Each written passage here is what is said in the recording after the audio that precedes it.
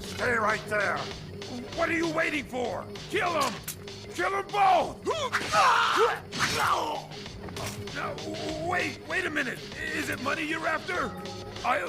I'll give you as much as you want. May the saints forgive you, because I won't.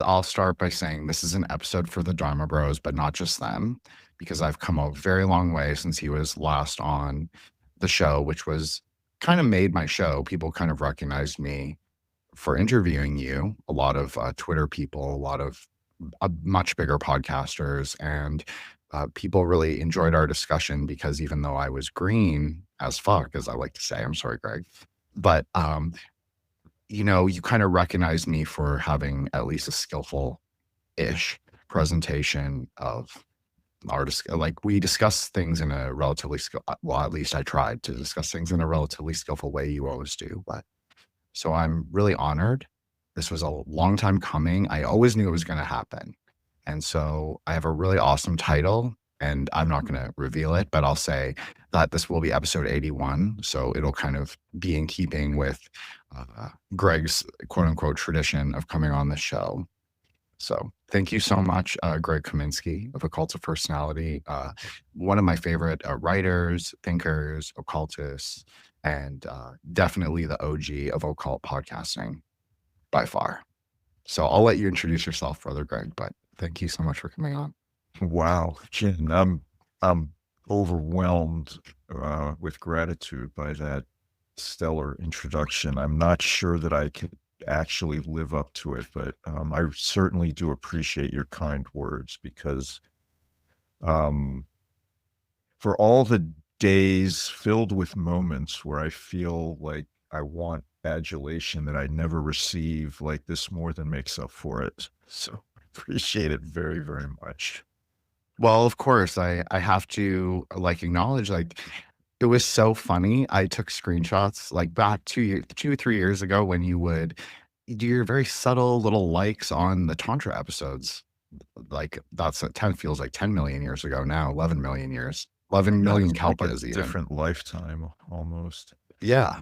Holy So I would crap. take screenshots and I would send them to Nick and I'd be like, look, Greg likes my, my episode. So it was always like such a brag for me. So Well, you've I given me another appreciate one. what you Thank do, you. and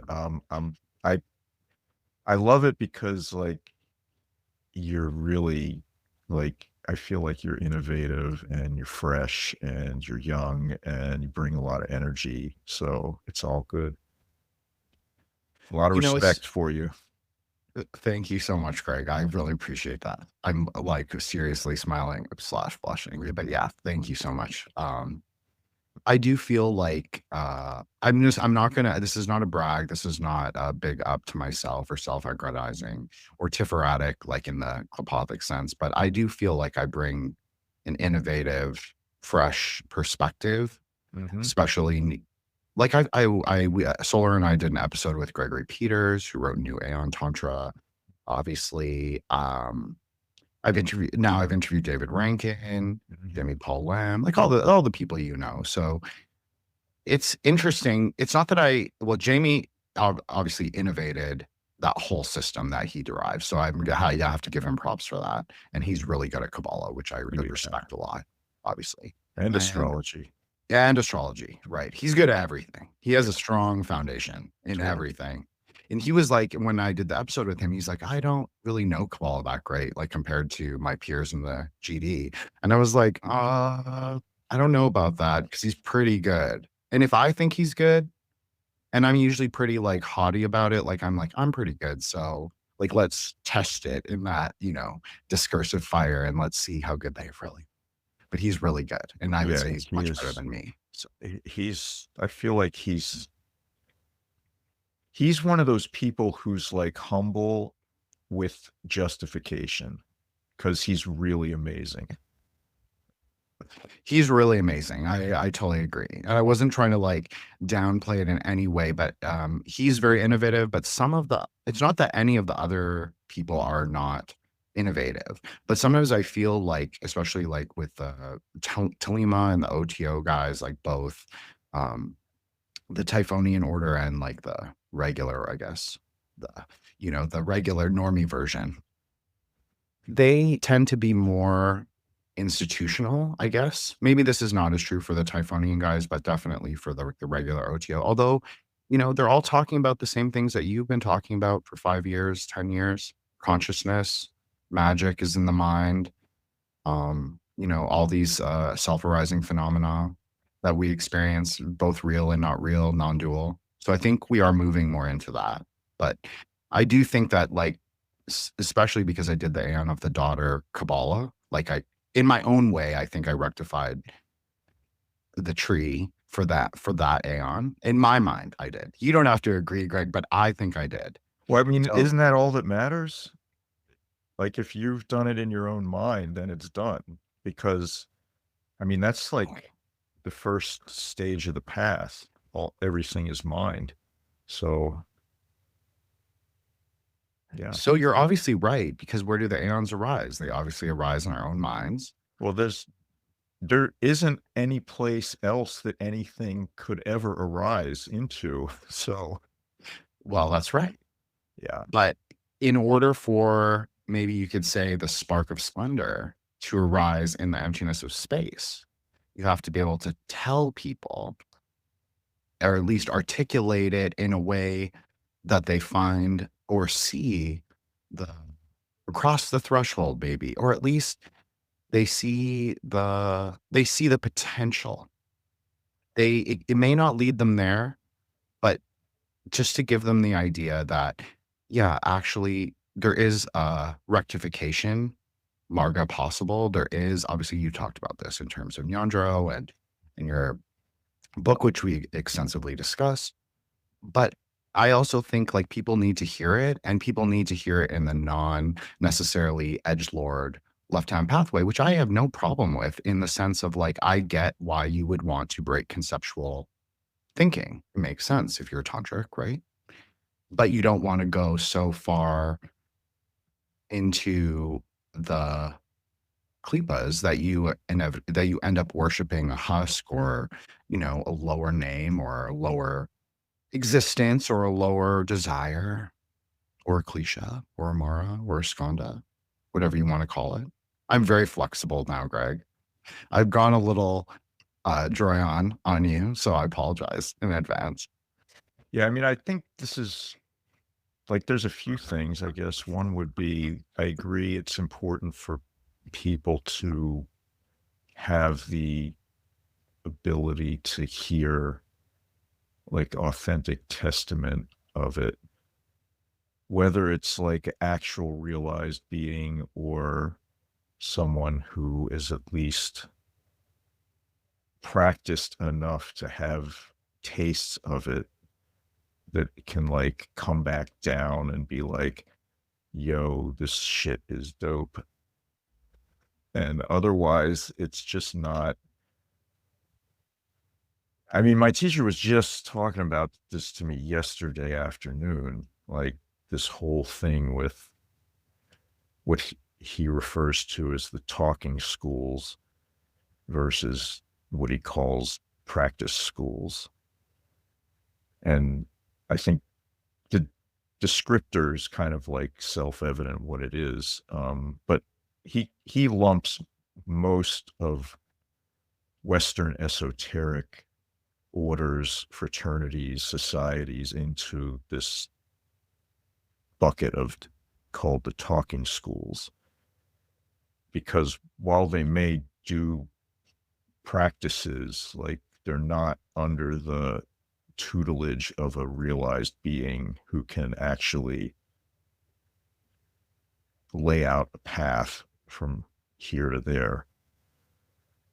So it's a whole different perspective on it. But I feel like if you're really looking for actual wisdom, you've got to go where it's found.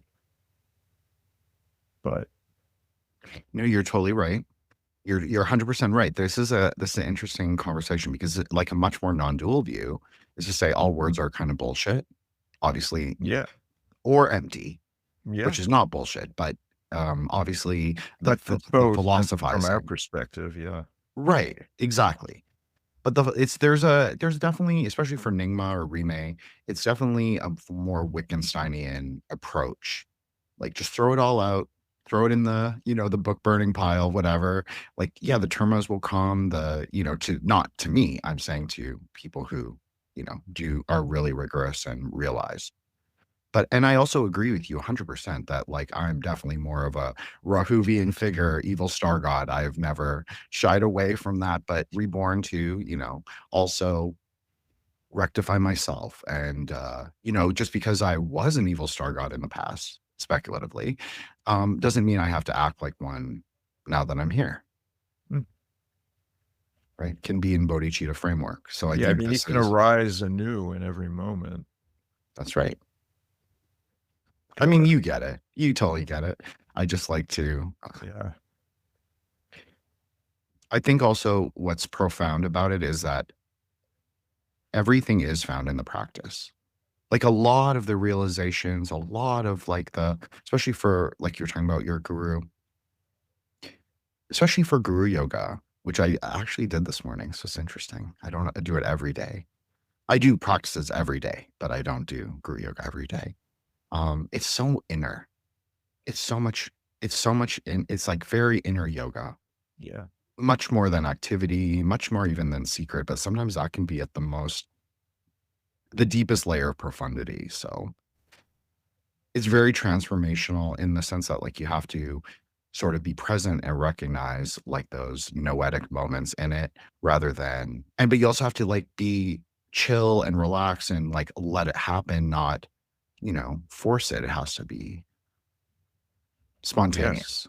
Spontaneous and like relaxation beyond relaxation. I found like you got to be like, for me, I've got to be so relaxed that those are like, I've never been so relaxed in my life as in those moments. I don't know if that makes sense, but It does. It totally does. I have come to a different, I guess it's like that, as we said the last time, the marga is always very crooked. At least it's been for me. Maybe I'll just speak for myself, but for me, the way I've approached both Dharma and maybe quote unquote sorcery or Buddhist sorcery is probably more crooked. But I think that this is common, and I think it's very much of like this new kind of how Dharma is taking shape in the West, not just the West, but maybe just in the 21st century. And I think, you have so many different practitioners now than you did, like, even 15 years ago, even 20 years ago. It's no longer the, North Face, like, yuppie people. It's like younger people. It's like people who have experiences in left-hand path stuff, or people who have experience just in magic generally. And then you have, like, all these, quote unquote occult teachers, no shade necessarily, who teach a little bit of Buddhist sorcery. Now, do I agree with that or not? Well, I try not to, make huge value judgments on those things, because I don't know about them, and I don't teach anything myself. So I don't know, but it's the seeds are planted sort of Dharma. And I think people are starting to recognize it. And you can even see on Twitter, not that Twitter is like, quote unquote, the real world, but I think it is, the Twitter is really the carnal ground, or the ghost world, or the Bardo. As I often say this, but it's also like the public square now. Well, that's the thing, Greg. It's like with a space where the words can arise, or at least the sounds of them can arise. If we So, constantly think of it as degraded, won't it always be that way? well, okay, so bow to you, Brother Greg. This is No, a no, very, it's an honest question because I don't really know. Because I feel I like on think some so. level with all the porn and all of like the shit posting and the insults, like it is kind of like there's no way it could be noble. And yet, don't we have to try on some level. Like you try, don't you? I feel I've like been you. trying a lot harder. I've Yeah. been purifying my speech a little more, trying to be a little more flexible, not so dogmatic, which I think is a good both dharmic and Kabbalistic sort of maneuver to be like a more of a quicksilver surfer, maybe. I'm not a hermeticist, just for the, I'm not saying this for you, Greg, but for the record, just for people listening. But I do think it's a useful sort of conceptual idea is to be flexible or like a Dakini, dancing with both feet. And so I think it's more like that, and you have to try and take, Twitter very, like y it's okay to dip down into that sort of, deeper yasodic consciousness sometimes, but you also have to, like, come up for air sometimes. So I think it's like that idea of, like, touch grass. Yeah, touch grass, hail to the sky, and, like, call down the diamond thunder. That's what I think. So you have to make Twitter, like, you have to curate the timeline. You have to be the Mahakala, you could say, of your own experience there. And I think that there's like a mimetic way to do that, but I think that everything is in flux right now. I think it's a lot very decoherent, just like politics, just like the world feels a little degraded and a little decoherent. But I also think that you're 100% correct. 110%, we'll use a magic number. 220%, we'll use an Aeonic number. That that it is dependent. It is dependent on our view. Like, if things are degraded, I think that's a very Aeonic way to think. Like, if we perceive something as the carnal ground exclusively rather than the garden as well or non-dually, of course it's going to, the flowers are gonna appear as corpses. But I think there's a way to rectify that. I'm a big believer in that, and I think that's sort of what, in my opinion, that's kind of what the Aeon of the Daughter is about. Nice. I'm interested in like I don't know if this was like your intention, but your comment about how this sort of like current state of the world, this chaos, or I feel like a lot of what I'm seeing is like the deepest, darkest stuff that's been hidden for pretty much the modern era is like starting to come out in public on the internet Mhm. in big, big ways where people can't like ignore it anymore. It's pretty fascinating. I mean, so we'll just do a little Kabbalah or Kabbalah. I know I should call it like the proper name, but I'm not, You should anyways. call it whatever you like. Okay. Thank you, Greg. Appreciate that. So it's, we're going through like we're breaking the klipas. That's what I think. That's how I posited sort of the shift is that we are breaking the klipas, but we're still in them. We're still in the tunnels of set, whatever, if you want to use more Kenny G interpretation. But and that might be true, but I also think like we can shift them. We can, maybe this is the chaos in me is like we have inflection points of where we can sort of see the light sort of outside of like the structures that we perceive. So I think we can shake it up a little. And I think that's what's happening. And it's sort of like the de-occulting of the Klipa of Saturn or Binah. I shouldn't call it Saturn. I have no idea what's happening anymore because for a number of reasons, because of like the teachings I've received, the people who I spend the majority of my time with, and the fact that I'm doing like what is for me kind of insane amounts of practice.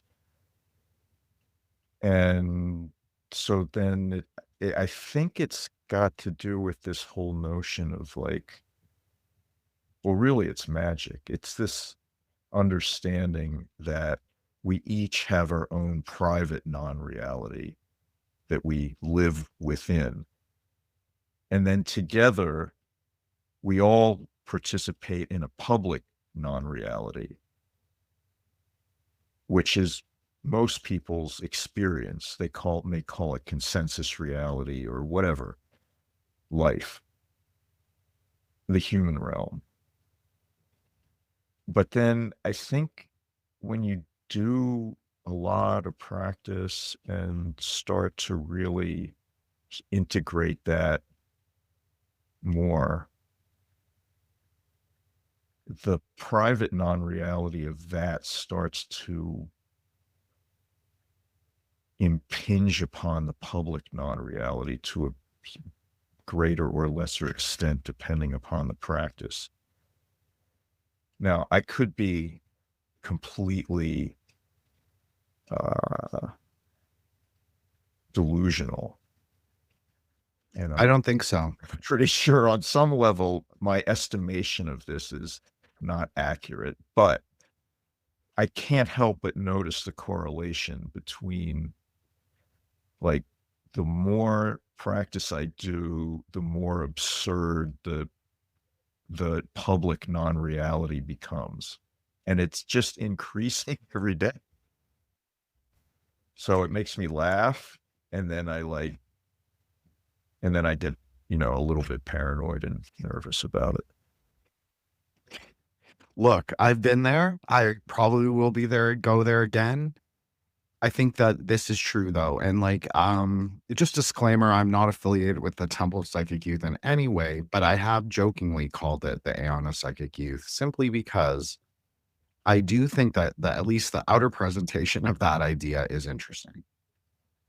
So I'm saying that for Paul Frederick, who came on the show. He thoroughly made sure I was not a member before he came on, but I have a great relationship with Paul, and I'm not. But I think it's an interesting presentation of the idea that, like exactly what you were saying, there's a point in single pointedness that I think if the public non-reality came to higher realization through practices, obviously, because you don't want necessarily like the normie opinions percolating the aether wave or whatever.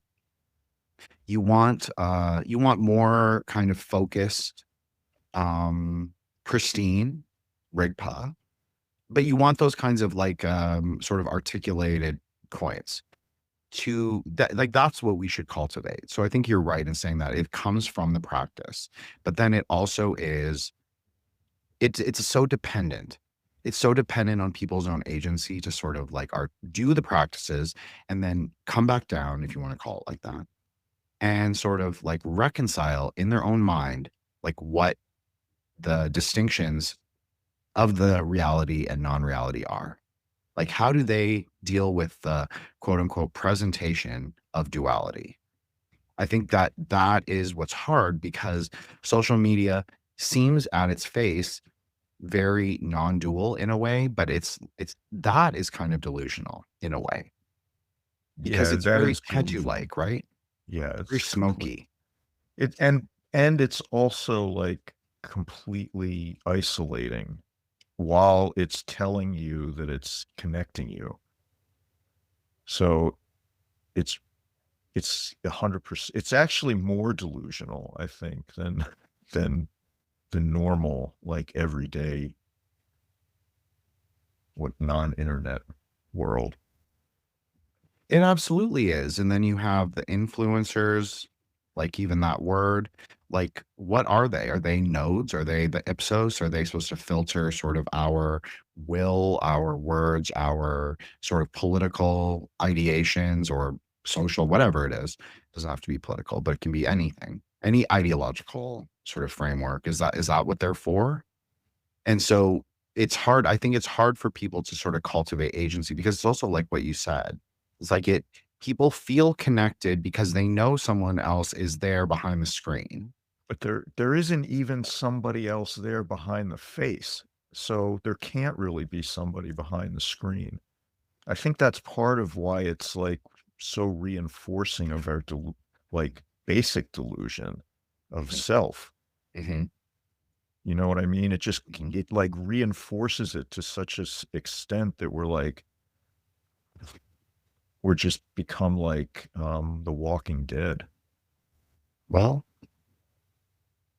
as a tantric, Greg, that that you have to go sometimes do corpse sadhana to purify those bijas that are found on the carnal ground. So in a small way, and I think this is in keeping with that tradition that you said of attacking consensus reality. I think that's why I stay on Twitter.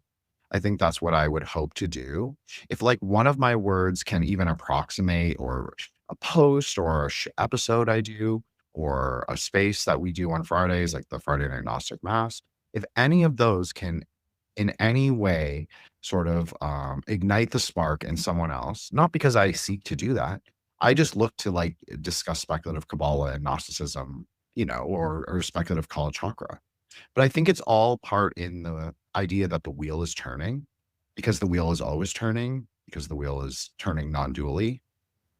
And where does it turn? In our own minds. So I think there's an idea that maybe discussing the ideas as they arise can also sort of remove some of the blinds around, or some of the aggregates. I don't know. It's just an interesting, I'm saying strictly speculatively that I think that there are elements where Twitter is very influenceable, very mimetic, very magical. I think, I know you kind of agree with this as well. So I just, I think that there's a point to be there, but it's, sometimes it's very difficult to discern, especially in 2025. Like 2024, it felt like there was a trajectory. And now it feels like everybody's off on their own silo again, their own side. A lot of people have given up, like don't care anymore about anything. That's fine too. Because obviously Malkuth begins in you. So, I think that it is a balance. It is a balance, because you're not who you are on Twitter 100%. Like I try and bring who I am. I try and bring like who I really am to the show, especially, but also to Twitter. And I try and like talk about the things that I wouldn't necessarily discuss with like my very conservative family, or with like regular people, because I wouldn't want them to think I'm absolutely insane. But I think I try and bring like the idea that we need practice. We need sort of to renegotiate, remix, reimagine, and reappraise all of these wisdom sciences. And it's all up for discussion. And I love that. That's maybe I was just like a very discursive like monk in a past life. And I just was like, and I used to do that Simhamukha clapping practice, and and I just don't like it when I like to challenge. I don't know. It's like my natural inclination. I can't really pathologize it too much. That's a good thing, I think. I think it's good in terms of modern magic, because of the institutions sort of not keeping up with like the flow of knowledge and information that is available online. Since all the wisdom texts are basically up for grabs. So you have everyone, regardless if it's a restricted practice or like a very esoteric text that should only be read by certain people. I think it's just it's all percolated to the surface. So I think if you're a little discursive, and kind of get rid of some of the bullshit, at least. I'm sorry, that wasn't a question, Greg. That was more of a, I appreciate that you let me, declaration, my manifesto. Yeah, cool. So I know you talked to the guy from the Northern Esoteric School recently on your show. Cyrus. Yeah, Cyrus Ryan. That was a great interview. So wow, thank you so much. Well, I listened to your show, Greg. I appreciate that. Of course.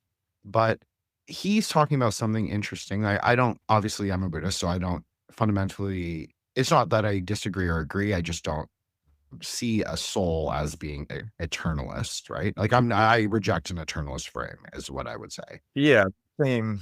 I'm basically like, okay, so show it to me. Mm-hmm. Or how can I perceive it directly, right? See, this is something that is a running joke sometimes when I podcast with like the other co-hosts from the show or with Nick, is like a magician always says, show it to me. Show me. Show me the, you can summon the, goetic in the circle. Okay, show me. Show me. You can levitate the cup. Show me. So I don't know, but that's how I think of it. I'm very like that as well. I'm like, okay, show me the city. I mean, show me the I used to just be like that more with people directly. Now I'm like that when I read books, when I hear like teachings, when anything. It's just like, okay, let's see it. I'm not saying I don't believe it. I'm just saying I need to see it with my own eyes, perceive it with my own senses, or else I'm doubtful that it exists at all. Because much of what I believed to have existed doesn't actually exist. So you can imagine my skepticism. I mean, you're totally right. I've said this exact thing. People are going to think I'm copying you, but I promise I'm not. It really does, like all fiction, all metafiction, all reality, all meta reality. It's all up for like discussion. Like we can discuss it as a speculative idea, but I want to see material, at least what happens on the material ground. And then I'll discern if that's relative or primordial for myself. Like what you're saying, like how can I perceive it, experience it, and know it for myself through wisdom science? I feel like much of our life is spent like literally in delusion so hard, and we think that we're actually perceiving something, anything really, and whatever it is, and we're missing the most important. Like we're missing what is actually the case. It's so crazy, but that's just how it is. Of course, I agree with you because, like, I mean, this is the thing, but all of these kinds of things that you're talking about, that we're talking about, maybe more broadly, are found in practice as well. Yeah. So I think that this is the lack of, like, if you want to call it the Aeon or the Kalpa that we're in, is that people have access to the knowledge and they have access to teachers in a fundamental way that is different than any other time that has come before, simply because they have access to the internet. So it does, in a way, there is a platform for them to expand outside of the confines of that, as you mentioned before, the Western sort of tradition, which is very dualistic. I'm not saying it's all the way dualistic or there's not rectifications of that path. And I don't find especially for Jewish wisdom literature, is not there's often times where it's non-dualistic if you kind of get it. But I would say it depends. Well, there's the, like Longchenpa said, how to reconcile dualities of the mind. You need water and ice. Obviously, Rabbi Cordovero, when he was looking at Lake Baikal, said something very similar. So I'm just saying that there is a I'm not saying he was necessarily speaking in a non-dual way, but maybe there is as well. Maybe he's also talking about Rigpa fundamentally. Maybe he didn't call it that, and and they have different ways to like be very Hode-like and like categorize things into like these little epistems that they have to like understand and write Wait, about in Hebrew. I'm sorry to interrupt, but I have to No, ask. that's okay. I'm not sure I understand. Was the reference you made to the water and ice, is that the Hakuin thing about, no beings, no Buddhas? Okay. So there's a I'll find the quote for you, Greg, but and I'll send it to you after. But Thank you for clarifying that. Oh, 'cause no problem. I got a little like, what? Wait. No, so Longchenpa, when he was writing, must have been in one of his tractates, some commentary. And he said, if you reconcile the dualities that appear, like existence appearance, Like just look, samsara, nirvana. well, or ice or water is what he said. But he obviously said all of the other things. But I always found that quite profound and very similar to reading Ramak and, Pardes and all the stuff that I've kind of reappraised now in the last 5 years. So I just think they're talking about Rigpa, but maybe they're not calling it the same thing. But Well, wisdom is not like in some far off realm where it's like not actually informing you in every moment. It is. It's just we don't understand how to like read it. The word has been lost. well, that's a very metaphysical way to put it, because obviously one of the ways to understand that is like the word is always traveling through the paths as light. I like to think of it as dynamic. I always say, like, when we've done speculative Kabbalah spaces, I always say, like, face up, look up, climb up.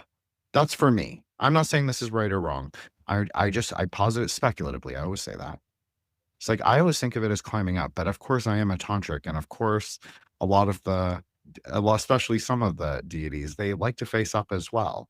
So perhaps that is me drawing from that, but I think that there is something to be said about giving people the idea that it's actually doable. I think a lot of, especially Western magic, but not just Western magic, it posits like liberation in this way, but then it tells you to sort of focus on degraded consciousness or like ideological sort of ways of being in the world, rather than sort of being dynamic, formulating new ideas. I know this is not very dharmic because I should be like, oh, ma traditionalism. And I am. I'm not saying discard. I'm just saying that I think that we can also reform. I'm not disagreeing. I'm just curious what you mean by that, really. Like reform ourselves, like repent and like turn ourselves towards the divine, like in that sense. I mean, okay, so if you want to use a really like Christian Kabbalistic way, sure. But I'm not really meaning it like that. I mean it more in like the Havajra way, like we're kind of just Quicksilver and we're going to, disaggregate, sort of like clear all the skandhas, and then, we'll see what happens. I know that's not a very satisfactory kind of answer. Yes, but I also feel like if I'm honest, like that doesn't like I can't do that. Like I gotta go to Sog, and I gotta like be like doing practice in the presence of the guru, and like maybe that'll happen then. Or almost always definitely does happen then, but on my own, not so easily, I guess. It's much more work to like clear it, to be able to like reform into the next appropriate, spontaneously arising form. I agree with you, Greg. And obviously I'm a monkey, so nobody should listen to what I have to say. I'm focused on my own practice. So, Greg's right in the sense that it is better to be in the presence of someone who has walked the marga, who is more realized, who is like more accomplished, and who knows the practices so much better than you. And I agree with that. And now I am a little roguish in my perhaps mentality, and always have been, which is good and bad in a way, because I'm always willing to sort of push boundaries to a degree. Mm-hmm. But I do tend to stay within confines of traditional practices. Like I'm very traditional in the way I approach texts and sadhana. Like I pray in Tibetan, I say the mantras in Sanskrit. My altar setup is like, it's as Vajrayana as you can be at for a home altar, in the sense that like it faces the right direction. I have all the, all my all the people are not, I don't have that many people, but all the statues are prepared properly and all of that. So it's nobody extraneous. Like there's not like some Indo-European like deity or, Hekati. Like it's all Buddhists. You don't have Shiva on there? I do on the floor, but that's okay because Ishvara, obviously Maheshwar, he can be a good protector. I'm just joking. I feel like, yeah, I'm not going to comment except to say like, I am very much impressed by your attention to detail and following of the, recommendations and prescriptions in terms of that stuff, because I wish I was more attentive to it, because I feel like it's beneficial. If you can get there in your own mind, it doesn't matter. Well, I feel like in my own mind, there is no temple more sacred than the body. So I love the outer stuff, but if I have to pick and choose where to spend my time and energy, and I do, then it's just not there in some level.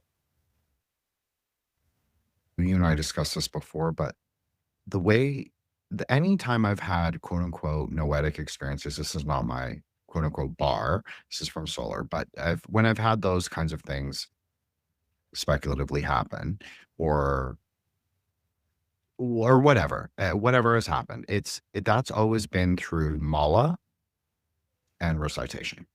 So maybe the most fundamental parts of sadhana itself, where I like the outer temple rituals, you can call it, is that I have an art history background, Greg. So for me to look at the Tanka, I don't need the Tanka. I can front generate any deity that I've practiced for a while. Obviously not every deity, but I even have a little bit of a deeper understanding for all Tankas, simply because both art history background and I also do sadhana. So anytime I've had higher experiences or higher wisdom experiences or higher gnosis, it has been through very traditional sort of formulations. I don't deviate, because I know Dharma is the truth and I know it works, especially Tantra. And I also know how much it can fuck you up, to just speak very plainly. So I try not to do that, because if I wanted to do that, I would just go. I mean, there's so many things I could join, right? There's the endless possibility of ideas and sort of sects that you can practice, and all these transgressive things. That's not where I'm at. That's not what I want to do. But I don't mind looking at things in a ritual grammar. So that's where I like having a puja set. That's where I like having those kinds of things, because then if I have to access the more wrathful activity practices or whatever it is, maybe it's a green tar, so it's not wrathful. Or Kurkula, I like her. So I can just do, right. So I can rig Jama, love as a cause of knowledge. It's quite profound, really. So, so to do the outer puja, I find it useful for doing the inner palace work. No, it is. Say it like that. I completely agree with you. And I think, if I had a space that I could devote to it more, then it would be something that I would do that with. But at this point, it's just not really practical. So I've found I compensate for it by trying to practice with more intensity and depth, and do the sadhana with more verve, I guess. And so, for better or worse, I found that works for me.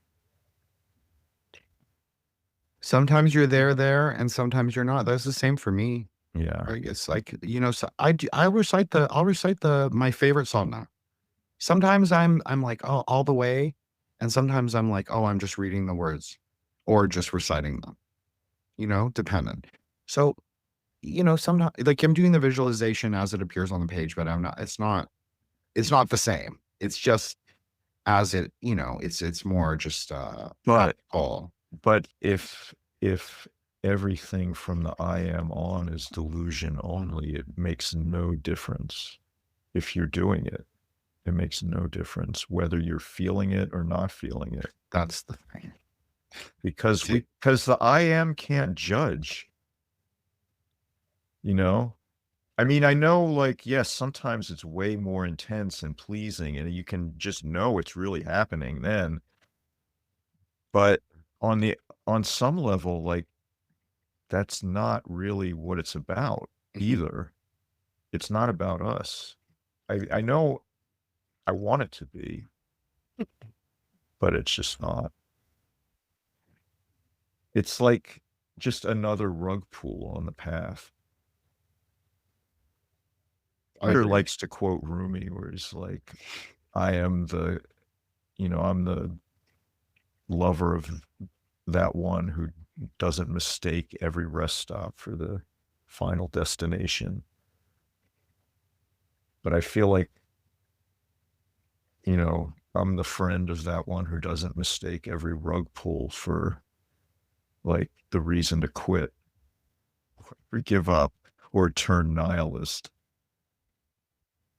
So I don't struggle with nihilism, but I understand exactly what you're saying because I see it in other people happen a lot. They're like, "Oh, like nothing's happening for me." I'm like, "No, I'm saying what you're saying, Greg, in a less skillful way, but like doing the practices is the happening. That is the becoming. It's in the practice. It doesn't matter if you feel it. Like that's really the key word. It's not about like your feelings. It's not about like those lower perceptions or aggregates. It's like there's something, you just do it, you know, Yeah, I mean, just do it. especially when you think about like mandala practice in Nongdro and you've already given up like all of the pleasures, joys, sorrows, subtle like blisses, bodily states, like exaltations from practice. Like you've literally given them away. So, like if you experience them, that's wonderful, but like somehow that can't be the thing that we're actually doing. So this is something that obviously I've encountered because everybody encounters this like idea of like the further you get away from your probably I don't know, maybe it's not for everybody, but for myself, I found sometimes when the further I've gotten into practice, maybe into higher yogas, not necessarily Anatara yoga tantras, but maybe just in higher yogas in general, sometimes you forget those things. That's why Nyandra is so important because then you can always return to it and sort of check yourself, check that ego, and build at least the foundations, rebuild them as Milarepa maybe, or Vajrasattva, or Guru Rinpoche in he has his secret forms. So yeah, I think like yeah, you have to kind of go back to the primordial guru and kind of like reassess, reformulate the four pillars of oppositional power, rectification, and then when you're at the highest yogas, Vajrasattva becomes such an important part of like doing the higher mandalas. So it's like, can you really understate its importance? No. So if people learn Vajrasattva from the beginning and then carry it with them throughout, because they'll be doing it throughout, promise. Yeah, I I'm mean, just like, saying it serves. when would you not need to do Vajrasattva? And if you're not, realized, like, pretty much going to be doing it all the time. So I'll confess something, Greg, is that it used to not be my favorite in the sense that, like, obviously it's uncomfortable at times and you have to, commit yourself to facing your own choices and fuck ups and all of your everything. Yeah. So, and who you are. And so it can be very uncomfortable. But I have to say that over time and probably over, I would like to think thousands and thousands of recitations, well, definitely thousands. I don't know how many thousands, but many. You sort of I'm so comfortable with it now. I'm just like, okay, start off the day, three jobas. Then I hit my sadhana. Then I feel great. Then I'm like, let's rock and roll. It's just become such a part of my life that I almost cannot imagine not doing it. That's good.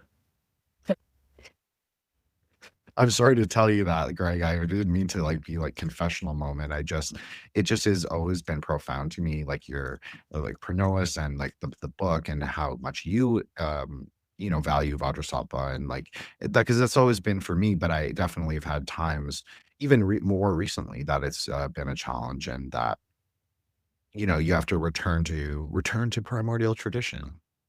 I don't know. I mean, I feel like purification is such a crucial part of initiation, of the path, of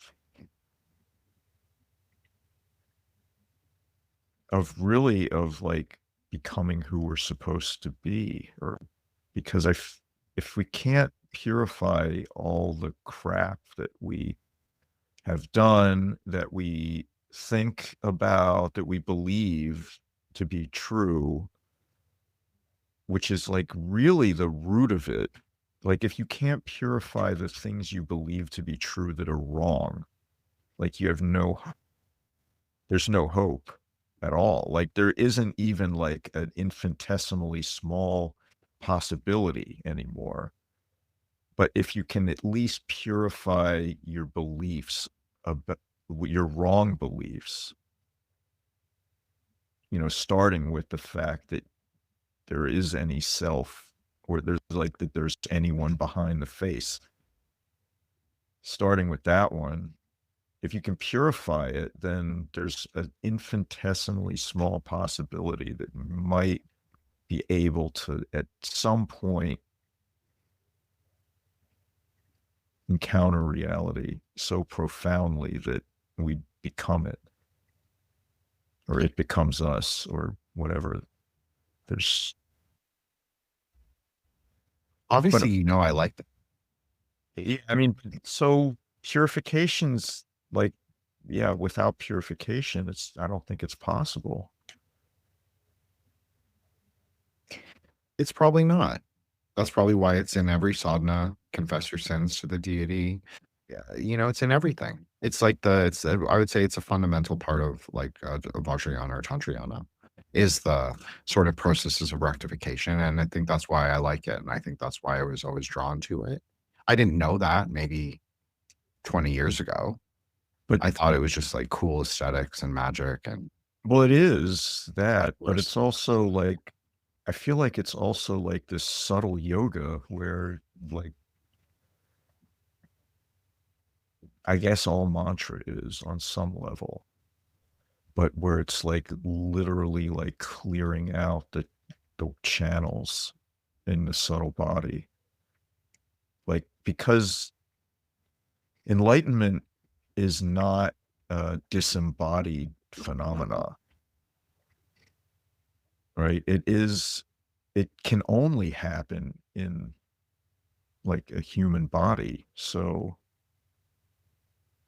the subtle body has to be the place where it happens.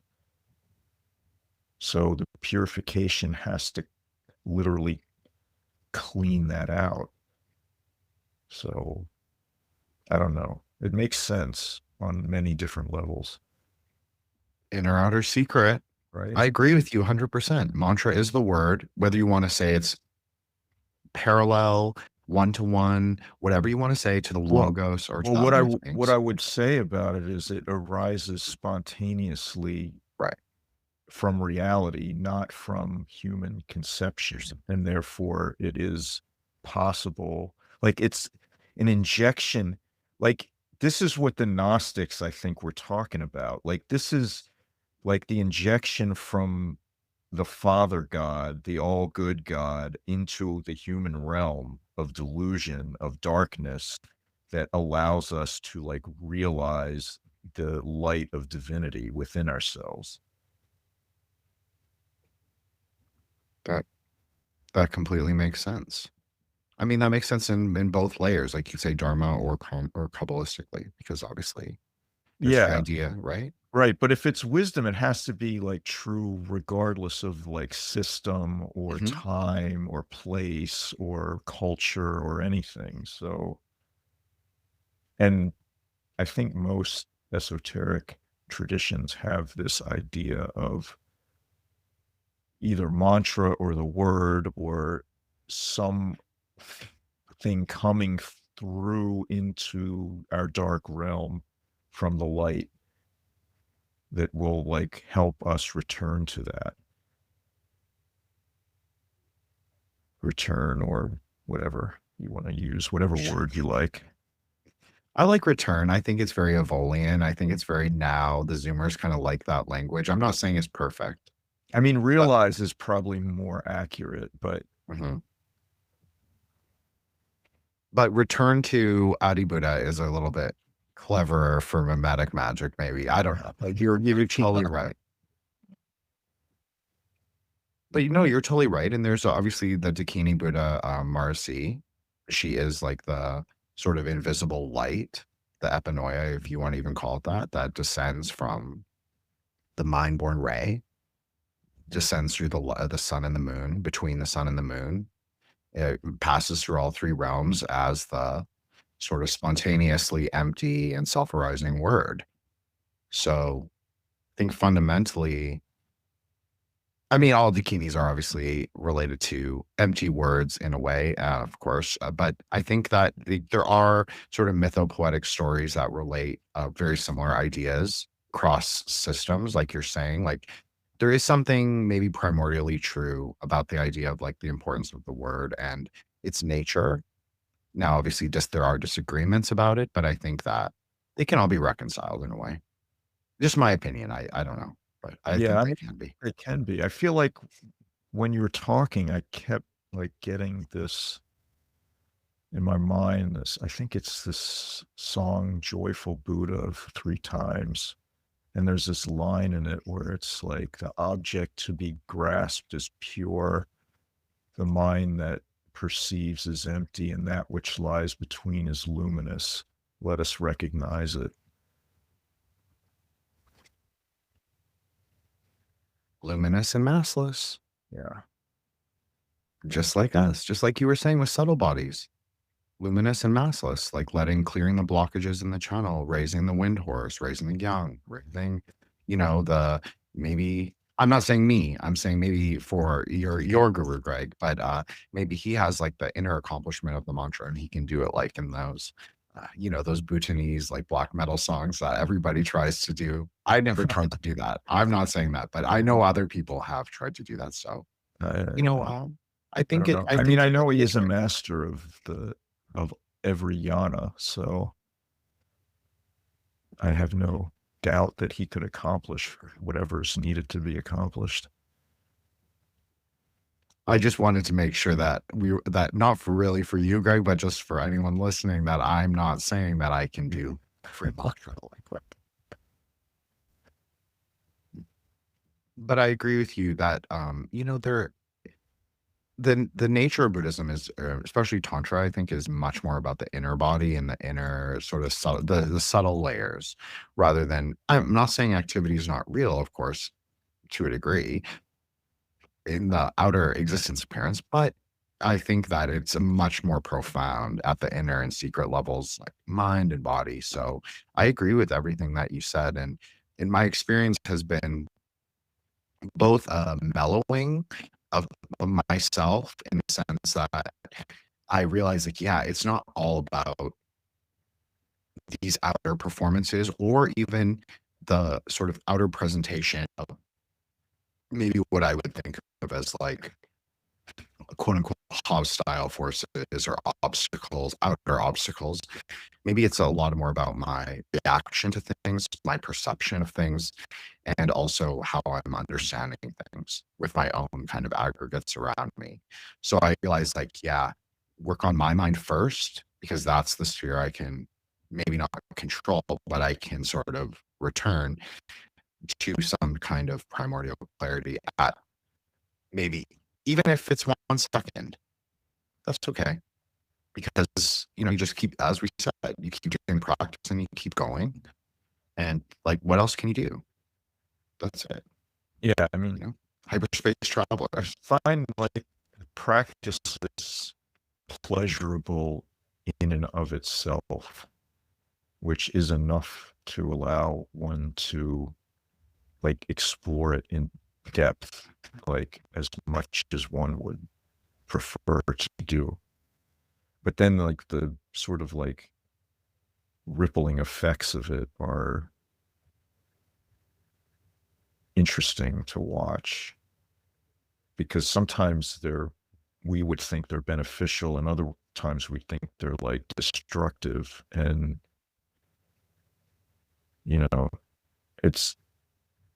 but we don't really know what's best, so you have to assume on some level like there's blessings in all phenomena somehow. Well, I mean, I think we could like say like, like if even in death that there's blessings, so we can certainly find them in other like difficult circumstances. It's so interesting that you say that, because I was thinking of like what we would discuss, and I was thinking of the Yeshe Syogal Guru Monlan prayer. I don't recite it or anything, but I've read it like quite a few times, but I never practiced it or anything like that. But I just think it's such a sad sadhana. It's like the words are sad. The if you listen to it, I'm not talking about like the Newari like karaoke version music, but the more traditional music. It's sad. And so I agree with you that like sadhana takes you through all sorts of those conceptual emotions. I am not immune to it at all. I still sometimes cry after sadhana, simply because it's like it's not a loss, but it's like I also find it very enjoyable, not pleasurable, but it's enjoyable. It's like in and of itself, I'm actually feeling, I guess, more empty. So maybe I don't know. That's a nice feeling, to be honest. If you're a very cerebral person, I'm a very cerebral person. So it's like that moment where I'm like more relaxing than drugs. I'm very hippie, Greg. I don't take like any. I'm not very natural, so I'll just say that. But I'm not. It's never been my issue. But I'm just saying it works better than anything. It's like I can just go there and I can, whether I'm whether I'm into it that morning or not. You've never taken any drugs? No, I smoke weed, and I have done peyote a few times, and San Pedro, and Syrian rue mixed with some other MAOI inhibitors. So it's like a ayahuasca analog, but I've never done actual ayahuasca. And mushrooms. I do like mushrooms, but I'm very conservative, Craig. So like mushrooms, like I just microdose. Like I do like sometimes 0.02, like very tiny little amounts, and I'll chew it for a long time. So but I never curious, like, do you find like if you do like long mantra sessions that you feel like, for lack of a better word, high? This is gonna get me so much trouble, Craig. So I definitely feel elevated at times. It depends on what practice. I'm not saying like every time or whatever. I'm just saying okay. There are times. I mean, if under ideal conditions, let's say, like and then you do your sadhana and do mantra for, an hour, maybe an hour and a half, and you don't have anything else to do afterwards, and you can just kind of like relax. And I don't know, I feel like in those moments, like there's no drug like that exists that could possibly be more pleasurable than that. I don't know. I could be like completely insane. I'm not trying to convince anybody like that this is the reason you should like practice tantra, because I don't know that like that is the thing. But like, once you get to like completion phase yogas, like that's kind of like what they're known for. I mean, I mean, you know this, Greg. It's like everything you're saying is true. Obviously, I totally agree with you. Like, and not just because you're a senior practitioner. I feel I've felt this way many times. Not every time, like you're saying, but many times. So I guess my question is to you and myself, because I still kind of struggle with this, even though I feel like on some level I know the answer, which is why I'm talking about it with you.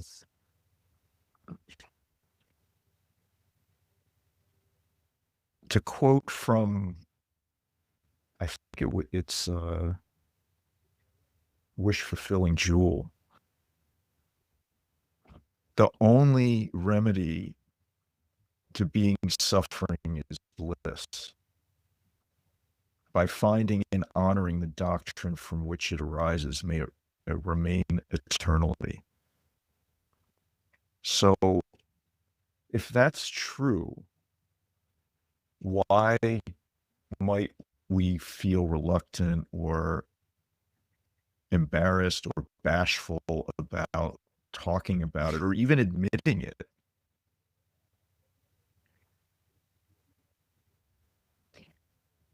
Is it just that we want beings to keep suffering? Like, because I'm not sure. I think maybe we do. I mean, primarily we're talking about ourselves here, but I feel like that's the case. It's like that hand in the glass, right? You think you're the glass and the hand is suffering and it's got a hold of you and it won't let go. But the truth is, you're the hand and the glass is suffering and you won't let go.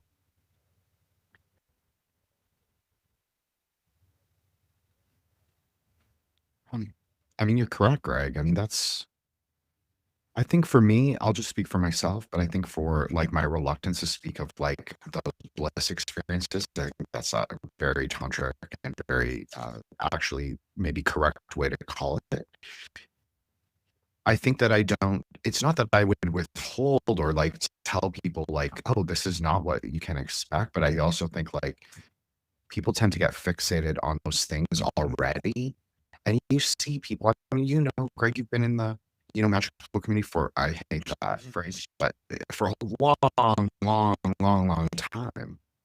And people tend to seek out those things. And so how can you really tell them?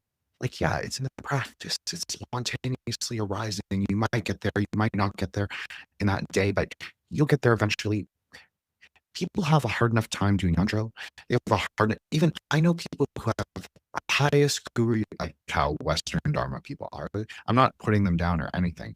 I understand the inclination to seek out all the different empowerments because you want like all the benefit and all the activities and all the knowledge of how to do it. I totally get it. I've been there. I'm totally culpable. But I also think like, for me, it's so important that I simplified my practice. I thought everything for me got a lot better when I did. Mm-hmm. When I said, okay, what am I good at? And what practice do I find really challenging as well? And what and why?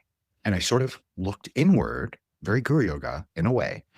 And I said, like, what do I need to do to get to where, quote unquote, I want to go? Mm-hmm. So I said, okay, so for me, I know that I can reach those states doing the practices that I'm focused on at the moment. Yeah, but I feel like it's really crucial what you just said, which is you actually like dug deep within yourself. You looked at what you were good at, what was challenging, and you actually like took steps to like try to improve. Right? Like that's what Gurdjieff calls doing. Right? That is like, yeah, that's what practice is. Practice isn't just like sitting on your cushion and doing the same thing over and over every day and like, marking one more down in your notebook. It's like, it's actually like considering what you're doing deeply and like, how can I make it be what it's supposed to be? Because they're telling me like, this is going to make me an enlightened Buddha. And it's not happening what the fuck am I doing wrong? Mhm.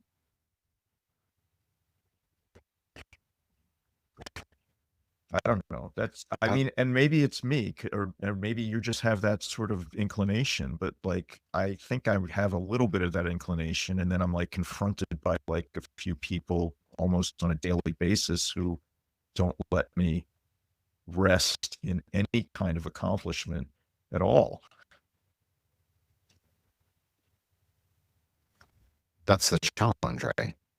How things arise in the outer world, sort of, and how you confront them and how you Right. deal with it after sadhana. The greatest challenge of sadhana is after. But if you can sadhana. meet it The greatest, like correctly in the sadhana, you'll be able to do so outside of it. that's right. That's it. There's the answer. You already knew. So self-reflexive. So there you go. Guru Mahakala would be proud. Because we started an hour Saturn, of course. I agree with you though, Greg. I mean, that's what it is. And like, I'm a little competitive. I'm not gonna lie. I know this is like not necessarily that desirable. No, it's good. I think it's all thing, honestly.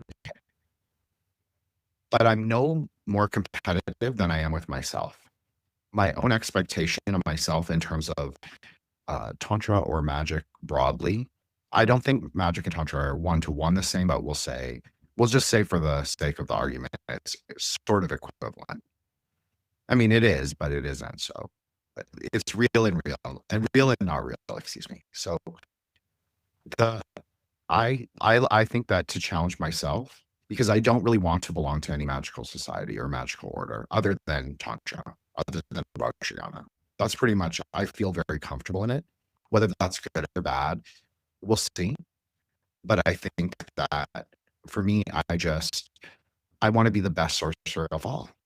So, I want to accomplish Kila. I want not Kila, not Purba. I mean, I want to do Vajra. I want to like accomplish that. I want to accomplish higher yogas.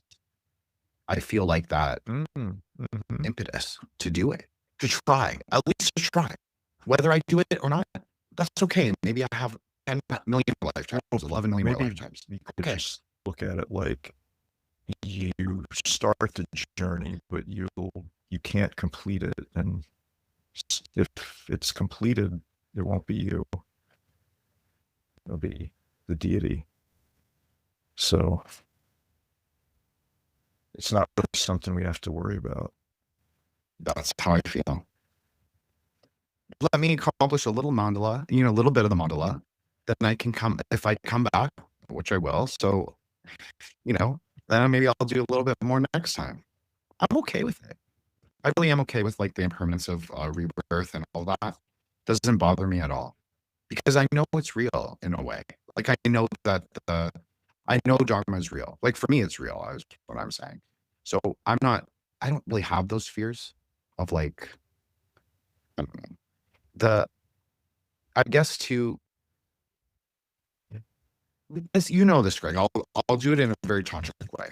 So I'll say it in a tantric way is that once you self-combust the bija, whatever stage you're at, generation, completion, you could say that once you're able to sort of do that in yourself and like let it go, I think for me, this is maybe just for me, but for me, it let go a lot of fears that I have held on to.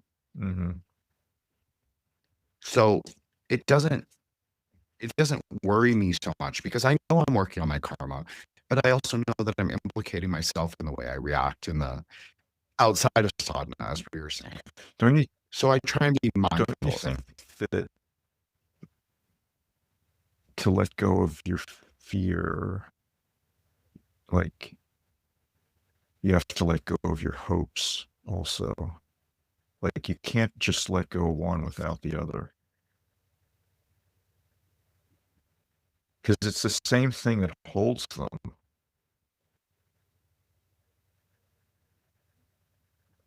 Of course. You have to let it fly free. That's how I always think of it. You have to just let it be free. And I think the way you were talking about the, whether it's the sadhana or the path or whatever, it's like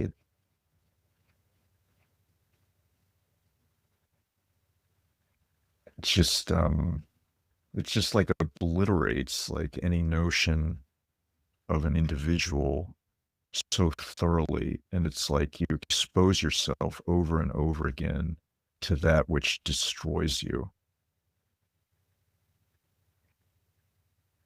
and then you can find this like whatever it is that's indestructible, but it wasn't really whatever you thought you were in the first place. It's just basically just your attention, where it's attention, which we call your attention. I mean, absolutely.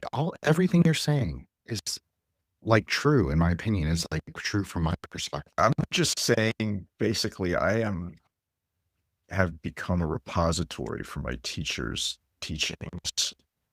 So, like, we spend enough time talking, which could just be like a minute, and I'm going to start like spewing because it's pretty much all I think about, and I find it applies to my life like directly all the time. So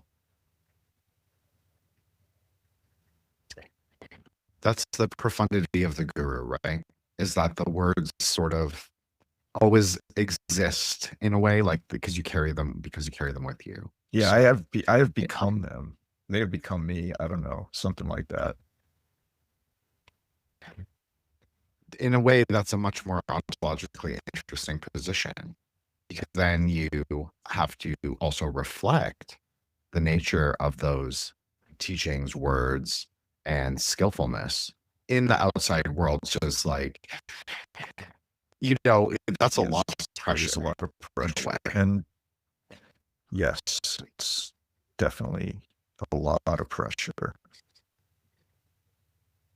Yeah. Well, I mean, I chose this. Like, it's not Right. like I didn't want this. So, and I'd feel horrible if I like couldn't do it or chose not to somehow because I felt unable or unwilling. But no, I think it's amazing. And I'm certain it won't last forever. So try to soak it all up if I can, because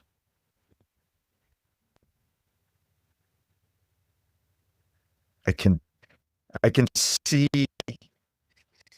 now like what I wasn't able to before, which is that there's something like way beyond like whatever it is we know or are familiar with that starts to function and make us able to kind of perceive more accurately, I guess you could say.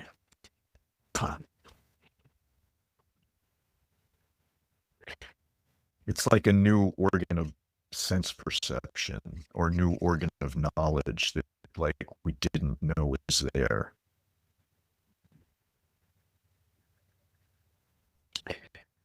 So when this comes up, I always think of Tree, even though I'm not a good wisdom sword is the perfect mythopoetic quote unquote metaphor that's kind of real also.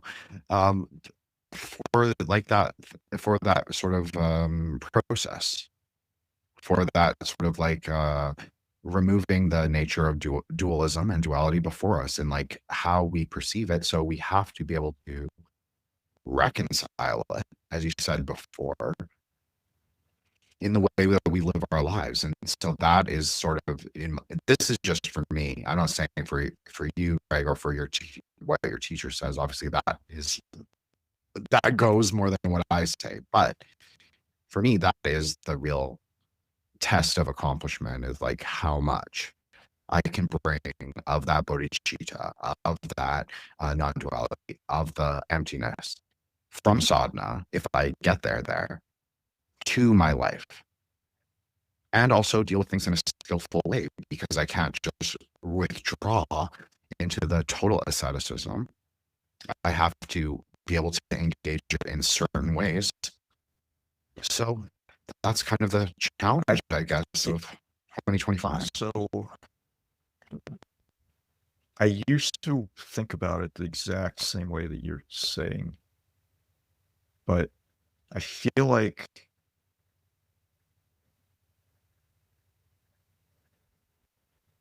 nothingness as the essence of reality and the essence of whatever it is we are also, which because we're no different than that.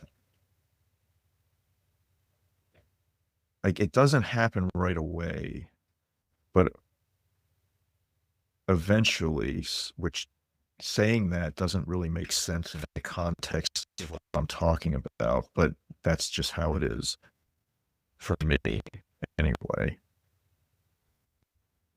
But I also agree with you. I think it's both. I think it's neither nor.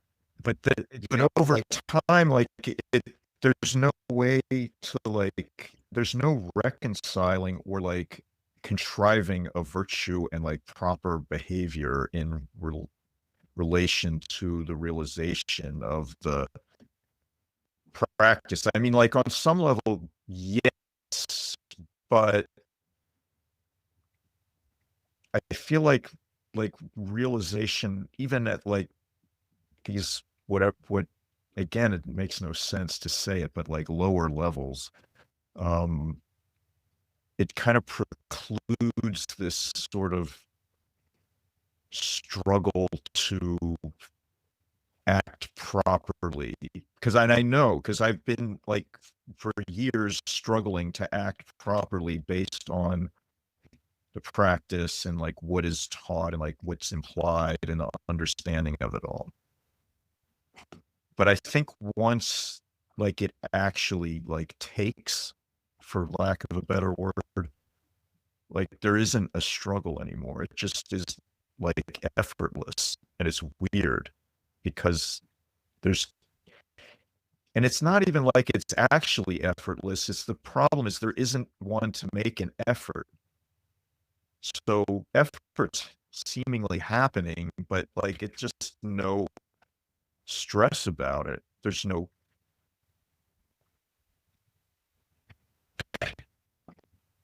if that makes any sense. I don't know if no one can see me making this like claw grasping motion with my hand here, but I'll say it's a leopard's paw. So just go watch some Shaw Brothers movies and you'll understand yeah. what So Greg's that's doing. like when your whole being is doing that all the time. Like there's no way you're gonna not struggle to like do the right thing based on like the teachings, which are a complete inversion of the way you understand reality and yourself. But once you actually can see that that's more really how it is, there isn't a struggle because, again, like you kind of can sense, even if you're still not fully convinced, that there isn't anybody to have the struggle, let alone to worry about it. So just let it all go and whatever. Let it all go. That's the key word right there. It's Let not it that all there's go. nothing. It's just that I don't care. Mhm. I agree. And it's not that I don't care about beings and their suffering. I do, but I know that it's just made up. So like, I don't have to be like all overwrought about it, including my own. I think that's truly the takeaway. And I wasn't trying to say, I know you didn't say that I did, but just to clarify for people listening is that it wasn't positing that you have to be Mr. Traditionalism, or Mr. not even traditionalism, but like proper like puritanical behavior. I don't believe that. I know that's, I think yeah, I that know you that's not what you meant. I know that you knew that, Greg. I just want to, because I do have like a right wing coding. So a lot of those people are like a little more traditionalist than I am. Whereas I'm more flexible, I guess, where I'm like, let's look at things skillfully, pragmatically, and like through bodhicitta, of course, loving kindness, really important. Obviously, it's like you have to generate that first. So I try and look at things like that, but I also am like, what can I control? Yeah. Plus, if If it's outside of my spirit, you've read Longchenpa and like taken that to heart, like right and wrong's out the window, good and bad's out the window. And who would be the one to make that assessment, even?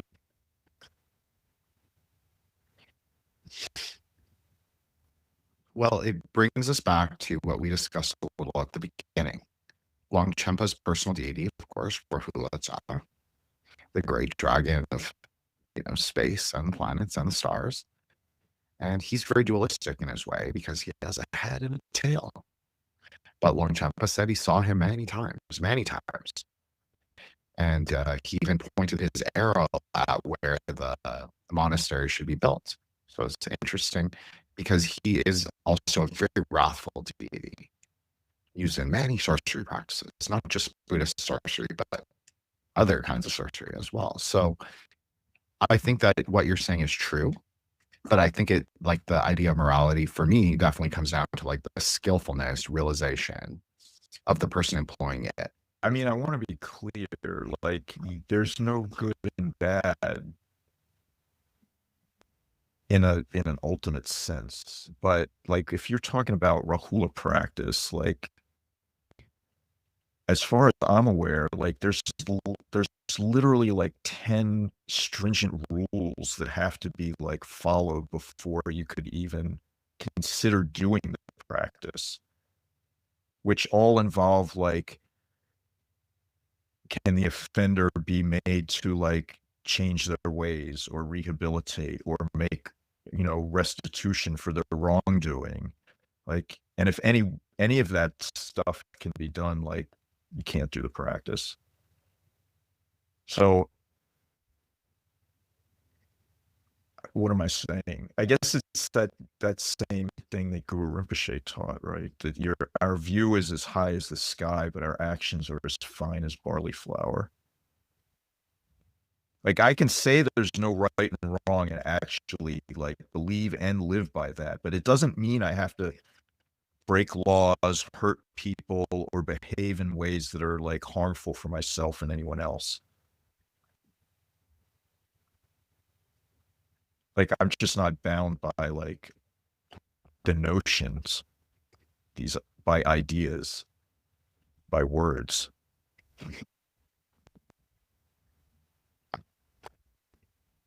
I always agree with Guru Rinpoche.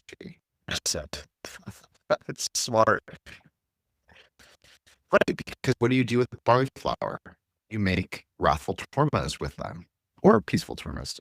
But yeah, you're right. You're totally right, Greg. I mean, that's it. Like, we don't have to choose to do anything destructive against ahimsa, against like any vows, tantric or otherwise.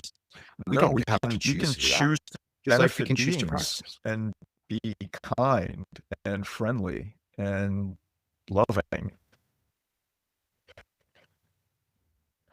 And this is, I think, something people really struggle with. Just in my own, both in my own experience and my own sort of, in my own life, maybe. It's not that I struggle to love other people or other beings or other things. I don't think that's my struggle per se, but I think it's also to like find that love in the space of emptiness in my everyday things that gives me sort of the impetus to continue with doing practices and continue trying to live more meaningful, sort of, not necessarily meaningful from the deriving meaning from other things per se, but just like in and of myself, having like meaning through practices, through what I'm doing, through my life, and then like carrying love with me, or like at least acknowledging that it can exist. So I think I struggle with that. I feel like when you say that, and like immediately what I think of is like the guru or the deity is nothingness arising in form as love. And so like nothingness, like, well, there's no one, nothing, to love, no one to do the loving. Like, so it's not love in a way that human beings could even really understand it. So we have the guru, we have the deity, we have appearance, which is nothing but love. So, and I know it's all counterintuitive and inverted from how we are, because somehow we think there's a us that can somehow get the love or give the love. Like, so it's all convoluted and diluted and confused. But I think, like, on some level, there isn't anything but love. Like, appearance is love. Like, whatever we are is nothing but that. It's a giant mystery. And if we misinterpret it, it feels like we've been punished. But if we interpret it correctly, we know that we're like existing within a sphere of divine love and perfection, or whatever you want to call it. But it often doesn't feel that way. So Greg, that's the whole thing. It's I acknowledge everything you said is true about like the deities being like the sort of love and emptiness. Yes, 100%, of course, that is 100% true. But it's the last part that you said, sort of like relinquishing the dualistic perception that it doesn't exist if I'm not feeling. Yeah, well, this is where you have to like continually like go back to these teachings that like we don't want to hear and don't want to believe, that like all thought is delusion, all feeling is delusion. Like, it's nothing but delusion. So if we're going to base our entire existential experience on it, like, that would be a mistake. And yet that's what we do. That's what we do. So it's tough. I know it is tough out here for Right? for sure. It really is, but it's a really exciting time. I think that there's been so many more people are interested in Dharma, and I'm not just saying that people should be interested in Dharma because I like Dharma or because you practice Dharma. I'm saying I think it's interesting because it kind of reconciles a lot of that the dualistic properties that can arise from Western esotericism. I also think like certain aspects of Western esotericism plant certain seeds of Dharma, certain seeds, not necessarily perfect or well sown, but it definitely can lay groundwork for Dharma to come later. And so I find that very exciting.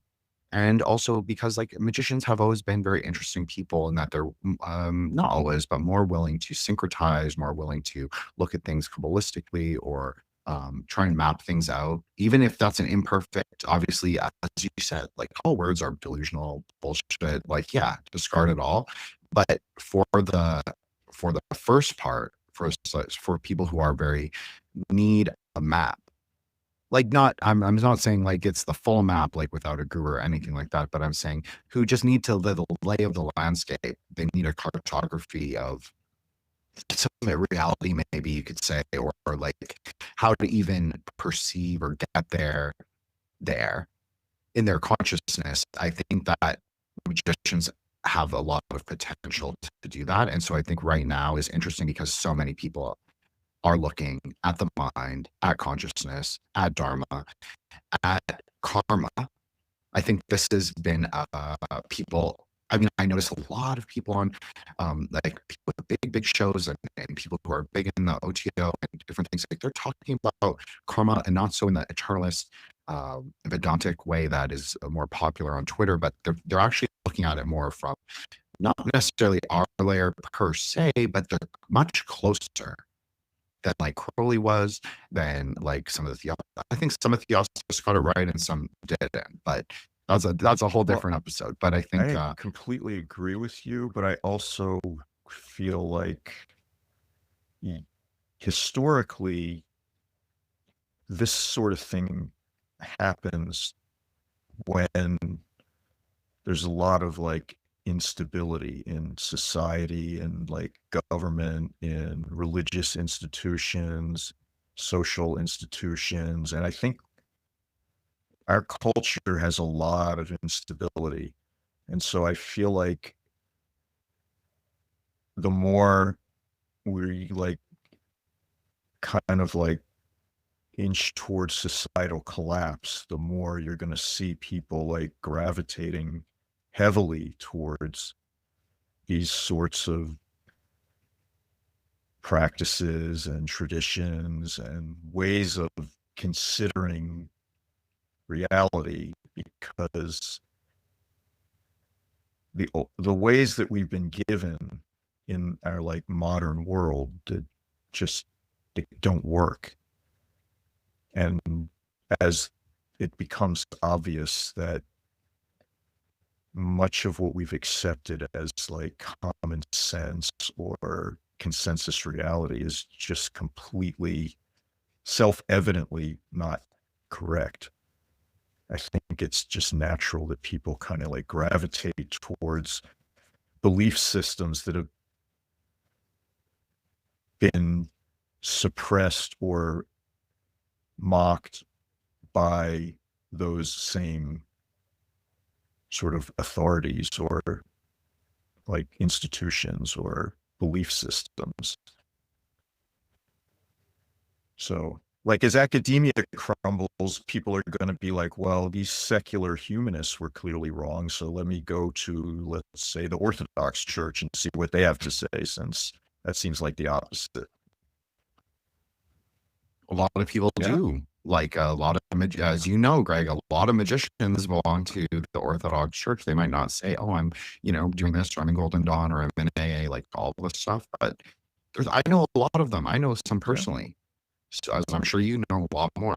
So I agree with you. I think we should reject secular humanism as probably not an unuseful, unskillful way to perceive reality, because I don't think it's true, and I think it actually sort of takes us outside of our own agency. So I agree with you, but I think that to reference something that you brought up in our very first episode is Karl Jaspers. I've often referenced this. I say, Greg told me about Karl Jaspers and axialism and how he posits Dharma as this sort of axial / primordialist tradition that rearises in certain kalpas, certain times, as things shift. And so the evaluation of it's like right or wrong, good or bad, but just interesting, and also generative. So like, what can we make of the knowledge as it, or the gnosis as it exists now? And can we redirect people? I don't think so, but maybe we can we can show them through the power of words, even though of course words are bullshit, but you can show them a little bit through the power of words that there is sparks of splendor. There is something greater. And I think people are degraded, Greg, is really what I'm trying to say, is like people's not necessarily integrated consciousness or anything, but like you were saying with Twitter, it shows the most degraded aspects of the age. And so people are naturally attracted to things that they think they are. They're clinging at the older identities. And so I think that to just be like, yeah, you actually can be free of these kind of ideological fetters. I don't know. I people tell me that it's empowering. I don't know if that's true, but people have said that, like, when they hear this more speculative Gnostic or speculative Karl Chakran ideas, that we're in the wheel turning and we can make something cool of it. People often tell me that they like that idea. I don't know if that's correct or dharmic, or I don't know. I try and keep it in view. I mean, I appreciate enthusiasm, and I would never want to like dampen someone's enthusiasm or excitation about change or like the possibilities of the future. But I would say, like, what looks to many like a like possible golden age with technology and whatnot. I would just like say, like, if you observe the fact that like so much esoteric information has become widely available in just the last 20 years or so, I mean, I'm part of that. Like, I've contributed to that. But I would say, like, Gurdjieff was clear. Like, when this type of thing happens, he's like, this is the end of civilization. Like, there's going to be either a natural disaster, major war, maybe a combination of things is going to happen. But he said, usually, like, when this much information becomes freely available, like, it's so much that most people can't even use even a little bit of it. So people like us have to grab as much as we can. And by that, I don't mean like, saving PDFs on your computer. I mean, like, you have to actually like read the books, understand them, and then like figure out how to like live whatever it is that they've taught you, to become like the repository yourself, because we're probably entering a time, like, I don't know if it's going to be tomorrow or next week or next year or in 2 decades, but when you can be sure that most of this information is not going to be available anymore. And that's just how it goes. So we should, I mean, again, not to like dampen anyone's excitement or enthusiasm, but like impermanence is real. Like, get ready.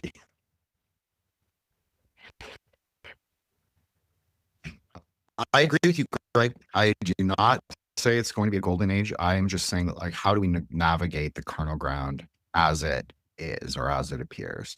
No, I'm not a million either direction. I'm not saying that anyone is wrong or that there won't be like societal collapse, or that there will be. I take a true neutral position on that, where I'm saying, like, if I'm doing the sadhana, I'm trying to live in a way that is agential, free in the world as much as can be, like Junger's Anarch. I think that's a good archetype. It's also Spengler and his kind of like cycles of history is also interesting from a dharmic perspective. And just like, how can we be agential in a world full of flux, full of, carnal fire? And so that's what I'm trying to do. It's not necessarily that I'm saying, yes, we're just going into the Aeon and everything's going to be okay. The sky savior is going to come down. No, I definitely don't think that. I know all the pagans on Twitter hate me because I won't agree that the Kalki is going to save us. But, I'm Buddhist, so that's not how I mean, yeah, we're already in an darkened realm. Like, we're in samsara. Like, so societal collapse is not like some tragedy. Like, this is just what happens here. Yeah. This is normal. It's just Saturday. That's right. It's part of the cycle. Exactly what you said. We're in samsara. We're in the ocean of, you can call it the ocean of mercy or the ocean of suffering. So how do you navigate that? I think you need a surfboard, is what I like to say. Yeah, but that's not really a method. You got to give people the method. The method is like to use your suffering, allow yourself to feel it so deeply that it moves you to become greater than you are. That's how you surf it. I know I'm being enthusiastic because it's been a long time. No, you're good. You should be enthusiastic. I'm very pragmatic. I'm very practical. I'm like, just, mala, recite, do your thing. I'm not like, but I think the possibility, just even in the idea, like, Nick Land's very popular on Twitter, or he was a few weeks ago, and he posits like, his numogram, his Kabbalah is very static, I find, and it's like very fixed. I try to not be so fixed and try and like say, okay, well, maybe we can negotiate the paths, navigate the paths, build the paths in different ways. And new for and then new past for new aeons. So I don't know. Yeah. I Just mean, offer the why poetic. should I like we don't? poetry. There's no rule that says we have to like maintain opinion and always agree with ourselves. Like that would be silly. I think self-reflexivity is really important. I think people gain this through sadhana is particularly, but I think that it's always a challenge. So Yeah, it is a challenge. It's been fun talking with you. thank you so much, Greg. I was just about to say, but I want you to plug your show. Not that I have you'll definitely get some subs, and I really appreciate it, like from the bottom of my heart. Thank you so much No, for coming thank back you. on. This was really, really wonderful. So you can find Occult of Personality podcast wherever you get your podcasts. Also, the Freedom Place.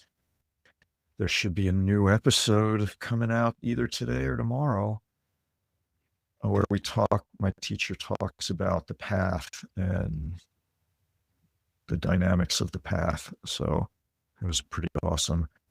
What else? I've got some books on Amazon if you're interested.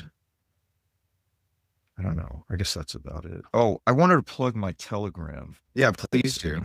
Occultist Personality is on Telegram. And if I'm honest, like that's really where I post anything, because I find Telegram to be way less social, which means to me, like I'm not being manipulated and gaslit and eavesdropped on quite so much. So I tend to like just post there a lot. So I would appreciate it if people are on Telegram, follow Occult of Personality, or if you're not, get on there. For the record, I am on there, and for the record, my co-host Solar Exile is also on there now. So, we do follow, Occult of Personality, and I think you should. I think everybody should. I think that your show, my show wouldn't exist without Occult of Personality for sure. I remember many nights washing the dishes in a sink, listening to it. You discourse with other people for many hours, and I really appreciate you, Greg, and thank you so much again. And of course, it's an auspicious day. Tomorrow is a Guru Rinpoche day, and tonight is Guru Rinpoche Sok. So, special in a way. And I think that every time that we've gotten together, actually, the last time was a Dakini day. So every time has a sort of the stars have aligned, you could say, even though I don't believe in that. But I mean, yeah, maybe you could say that Chondros brought us all together. So, well, I appreciate you very much. And I think it's wonderful if you feel like somehow my podcast inspired you to do yours, then that's probably the greatest thing I could hear, because I can remember 20 years ago sitting in my apartment thinking to myself, like, I really want to hear somebody interview like occult teachers, and there's like one guy who's doing like Thelema only. And I was like, man, I really, really want to hear that. I was like, I guess I'm just going to have to do it myself. I really don't want to, but I really want to hear this. So I'm happy now that other people are doing it. You said you're going to interview Ike tomorrow. So like, this is just awesome, I think. And I hope that in the future, I don't somehow find myself in some weird moment, like really, really regretting doing all of this. That's awesome. How can you? Oh, I am certain that is possible. All things are possible. So I pray that I don't come to one of those moments. I'll say that for me, it's about the graffiti on the aether wave. So we're leaving the marks on the tunnels, and, someone can hopefully take up those sigils and, do something interesting. Thank you so much, Greg, and have a great night. And everybody check out Greg, and I'll leave all his links, including the books, in the show notes, as I always do.